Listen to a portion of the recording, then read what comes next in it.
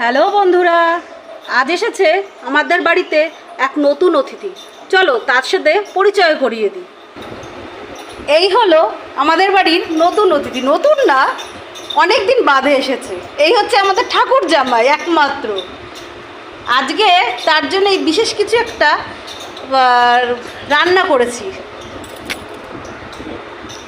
রিয়া, আমার জন্য কি কি রান্না করেছো আজকে বলো, মেনুতে কি কি আছে? তাহলে চলো তোমার সাথে সাথে বন্ধুদেরও দেখিয়ে দিই আজ তোমার জন্য কি কি আয়োজন করেছি। প্রথমেই রেখেছি সাদা ভাত, ভাতের সাথে একটি কাঁচা লঙ্কা, আছে পটল ভাজা, তার সাথে আছে মুসুরির ডাল, আছে আমাদের জামাইবাবুর ফেভারিট কচুর শাক, আর আছে তার সাথে কাতলা মাছের ঝোল, আর শেষ পাতে আছে চাটনি।